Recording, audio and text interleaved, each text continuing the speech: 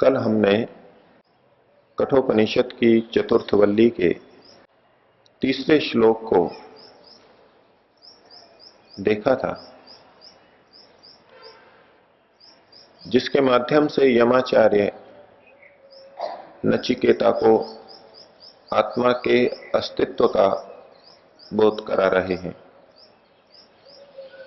आखिर हम कैसे जाने कि आत्म तत्व, चेतन तत्व, जीवात्मा है, उसका अस्तित्व हमारे को पूरी तरह निश्चित हो जाए। तो यमाचार्य ने कहा था, जिसके द्वारा रूप, रस, गंध, शब्द और स्पर्श यानी ज्ञानेंद्रियों के पांचों विषयों को, और ये पांचों विषय ऐसे जो कि संगम से उत्पन्न होते हैं, दो या दो से अधिक चीजों के मिलने से उत्पन्न होते हैं, इन सबको जो जानता है, इन सबको जिसके द्वारा जाना जाता है, वही वह तत्व है, वही आत्म तत्व है। हम सबका प्रतिदिन का पांचों विषयों का ज्ञान, हर क्षण होने वाला ज्ञान हमारे जीवन में इतना घुला मिला होने पर भी आत्म तत्व का पूर्ण निश्चय सबको नहीं हो पाता।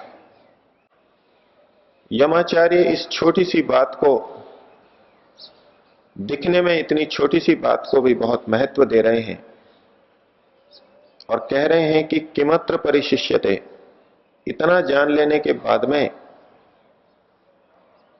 फिर और क्या शेष रहता है जिससे कि आत्मा का निश्चय हो। अर्थात इतना जान लेना भी आत्मा के अस्तित्व को स्वीकार करने के लिए पर्याप्त है। इस श्लोक में एतेन एव ये शब्द और पढ़ा गया है।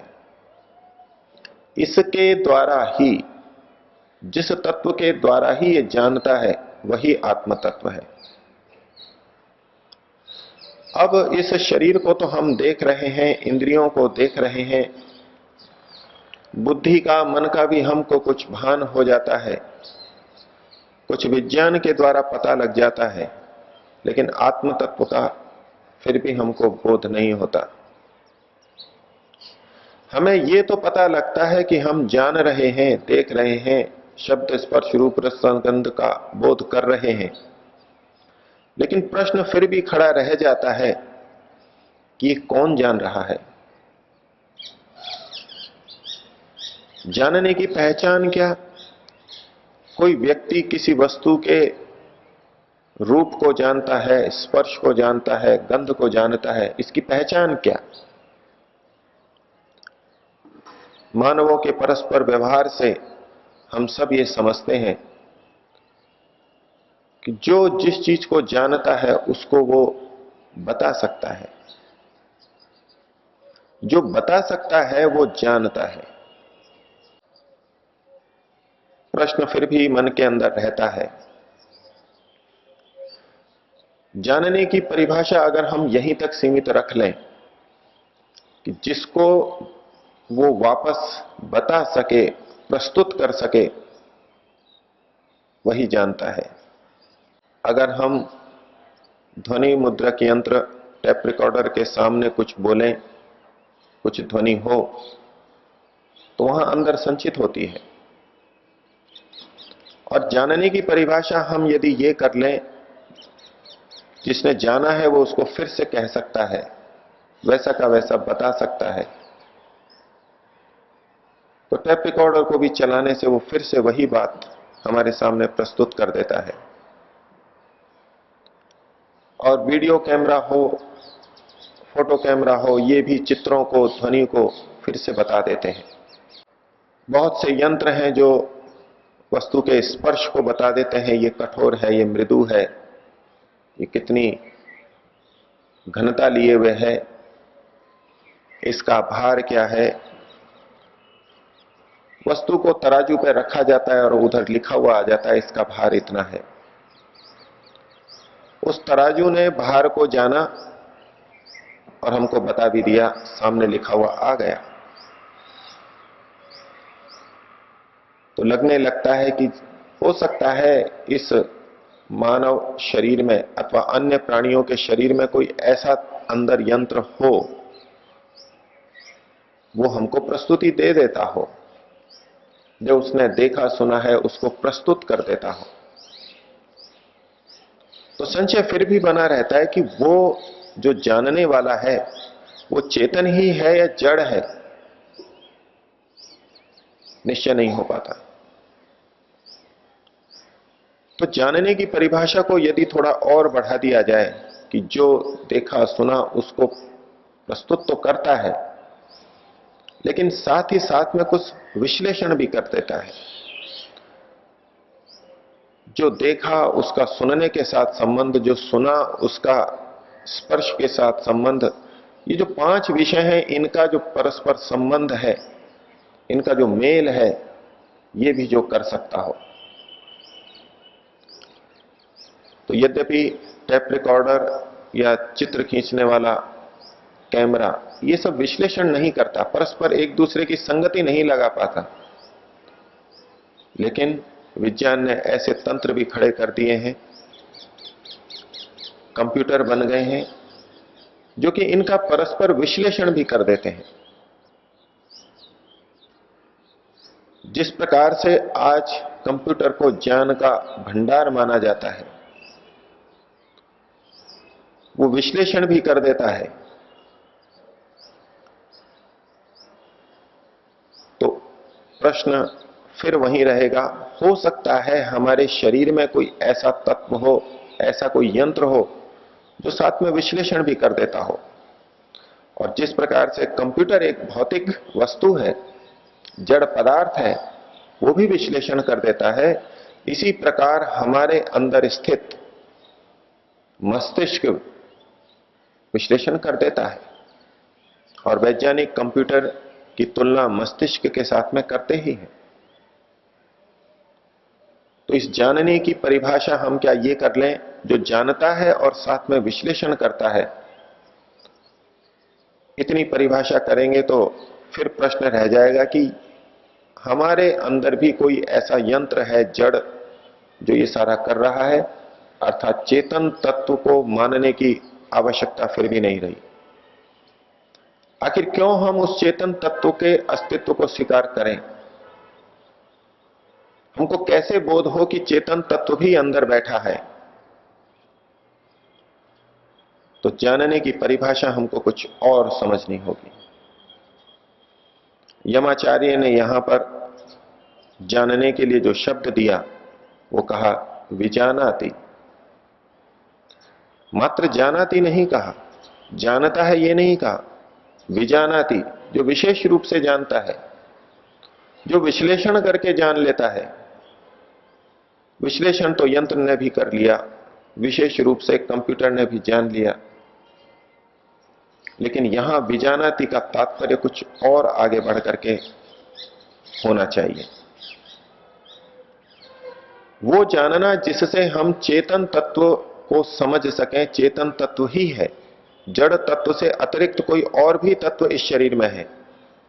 ये ग्राह्य है और ये अग्राह्य है, ये स्वीकार्य है, ये त्याज्य है, और इसके आधार पर कुछ ले और कुछ ना ले। ये इच्छा जहां पर दिखाई दे, लेना या ना लेना, विषय उपस्थित है, इंद्रियां उपस्थित हैं, फिर भी किसको लेना किसको नहीं लेना, ये विश्लेषण जहां पर हो, ये विश्लेषण जिसके माध्यम से हम कर सकते हैं, जिस तत्व की उपस्थिति में कर सकते हैं, वो चेतन तत्व है। लेकिन विज्ञान के चमत्कार हैं, कंप्यूटर भी इस तरह के लेने और न लेने का निर्णय कर लेते हैं। कंप्यूटर की भाषा में आजकल वायरस चलते हैं, यानी गलत सूचनाएं जो इंटरनेट के माध्यम से अथवा सीडी फ्लॉपी के माध्यम से कंप्यूटर में प्रवेश कर जाती है। तो वहां ऐसे सॉफ्टवेयर लगा दिए जाते हैं जिनको एंटीवायरस सॉफ्टवेयर बोलते हैं। हम अपने शरीर को ही ले लें, जिसको आत्मवादी भी जड़ मानते हैं। जिस भोजन को हमने अंदर लिया, जिसका पाचन हुआ, उसकी क्या चीज अवशोषित होकर के रक्त तक पहुंचे और क्या चीज मल के रूप में बाहर निकल जाए। रक्त में भी जिसको लिया उसमें क्या तत्व अलग हो जाए, किसको शरीर से पृथक करना है, यकृत जैसी रसायनशाला वहां पर विद्यमान है। प्रत्येक तत्व का विश्लेषण करती है, हटाती है। गुर्दा वहां विद्यमान है, क्या गंदगी निकालनी है, क्या अंदर रखनी है। तो क्या रखना क्या हितकर है और क्या अहितकर है, ये बातें तो जड़ वस्तुओं में भी फिर देखी जा सकती हैं। तो प्रश्न फिर भी वहीं का वहीं रह जाता है कि आखिर ये विजानाति क्या है जिसके होने पर हम चेतन तत्व तक निश्चित पहुंच जाते हैं। और यमाचार्य कह रहे हैं कि किमत्र परिशिष्यते, फिर और क्या बच गया। विज्ञान के द्वारा जितने भी यंत्र विकसित हुए हों, उसमें और इन प्राणियों के अंदर कुछ तत्वों का भेद फिर भी हमको दिखाई देगा। और वो भेद क्या है, इसको ऋषियों ने आत्मा की परिभाषा के रूप में, आत्मा के लक्षण के रूप में हमको युगों पूर्व बता दिया था। केवल जान लेना इतने मात्र से हम चेतनत्व की सिद्धि नहीं कर सकते। जानने के साथ में इच्छा और द्वेष किसको क्या प्रीतिकर है, क्या अप्रीतिकर है, इसका विवेचन सब जगह विद्यमान है। हित और अहित की तुलना, हित और अहित को विवेचित कर लेना, जो कंप्यूटर आदि यंत्रों के लिए कह दिया जाता है, एक सीमा तक वहां है। लेकिन क्या ग्रहण करना क्या नहीं करना, इसकी जो सूचना उनको दी जाती है, उससे अतिरिक्त वो कुछ नहीं कर सकते। चलनी को हमने जितना बारीक या छीटा बनाया है, उसके अनुसार वो वस्तुओं को पृथक पृथक कर देगी। वहां उसकी स्वेच्छा नहीं है, इच्छा नहीं है कि वो जब चाहे जब कुछ कर ले। और ना ही विकसित कंप्यूटर के अंदर ये सामर्थ्य है कि वो जब चाहे जो कर ले। और इन सब से बढ़कर के जो अनुभूति की बात है, टेप रिकॉर्डर भले ही आवाज को संग्रहित कर लेता हो और ज्यों का त्यों सुना देता हो, लेकिन वो नहीं जानता कि ये शब्द क्या है, इस शब्द का अर्थ क्या है, इसका तात्पर्य क्या है, वो भेद नहीं जानता। प्रस्तुति प्रतिध्वनि ज्यों की त्यों कर देता है, लेकिन फिर भी उसको बोध नहीं है ये क्या है। कंप्यूटर भले ही किसी को छांट देता हो और किसी को स्वीकार कर लेता हो, लेकिन उसके अंदर क्या है उसको कंप्यूटर भी नहीं जानता। और जो जाना है उसका उपयोग करना, ये किसी यंत्र के अंदर इस रूप में नहीं मिलेगा। अपने लिए उपयोग कर लेना। ऋषियों ने जीवात्मा के लक्षण बताए, जहां सुख और दुख होता हो, सुख और दुख की अनुभूति करता हो। दुनिया का कोई भी यंत्र कितना भी ज्ञान को संग्रहित करता, छांटता हुआ दिखाई दे, लेकिन वो सुख और दुख की अनुभूति नहीं करता। आज तक कोई यंत्र नहीं बना और ना बन सकता जो सुख और दुख की अनुभूति कर सके। सुख और दुख के साथ में लक्षण दिया इच्छा और द्वेष। इच्छा का मतलब है हितकर चीज को चाहना और द्वेष का मतलब है अहितकर चीज को न चाहना। सुख दुख इच्छा द्वेष प्रयत्न और ज्ञान, ये 6 लक्षण ऋषियों ने युगों पूर्व हमको बताए। और ये 6 लक्षण जहां घटित हो रहे हो वहां हम कह सकते हैं कि ये चेतन तत्व है। और जिस जानने की बात है यंत्र को जिस तरह से जानने को निश्चित किया गया वो उतना ही करता रहेगा, लेकिन चेतन तत्व के अंदर ये जानना न जानना, उस जानने को कभी प्रिय समझना कभी अप्रिय समझना सदैव होता रहेगा।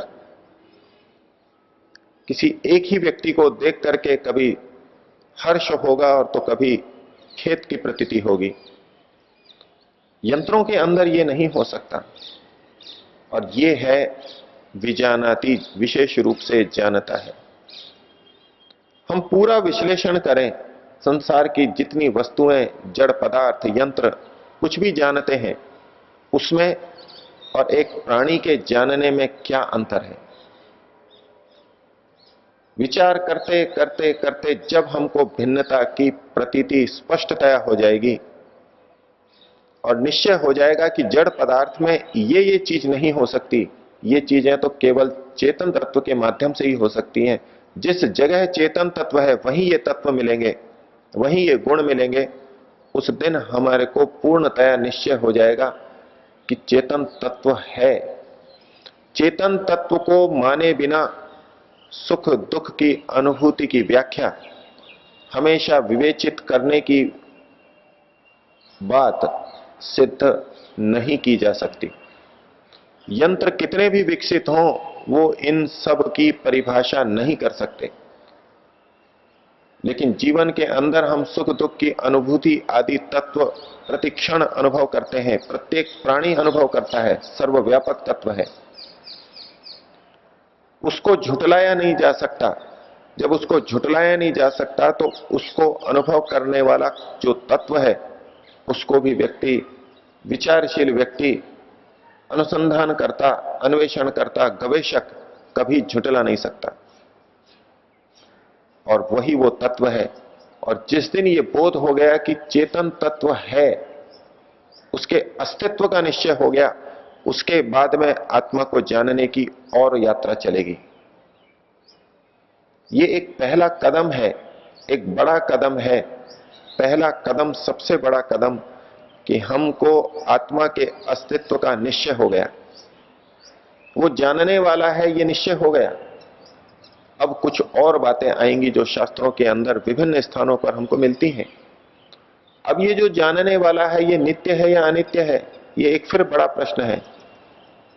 ये कब सुख की अनुभूति करता है, कब दुख की अनुभूति करता है, ये फिर और एक बड़ा विषय है। सुख दुख के अनुसार जो ये यत्न करता है तो क्यों करता है, और जो यत्न करता है, कर्म करता है, उसका क्या होता है, ये एक और बड़ा प्रश्न है। लेकिन इन सब को जानना समझना तभी हो सकता है जब मूल आधार में व्यक्ति पहले आत्म तत्व को स्वीकार करने की स्थिति में आए। आत्मा को ही यदि नहीं स्वीकार कर पाए तो आगे की बातें तो हवा में बातें करने की तरह से होगा। तो हर अध्यात्म में गति करने वाले, अपने आप को जानने के इच्छुक व्यक्ति को यह निश्चय करना होगा कि आत्म तत्व है। केवल कहीं कुछ पढ़ लिया, किसी से सुन लिया, हमारे प्राचीन ऋषि कहते आए हैं, इतने मात्र से अगर आत्म तत्व को स्वीकारा तो ये जानना मानना तो कभी भी दिख सकता है।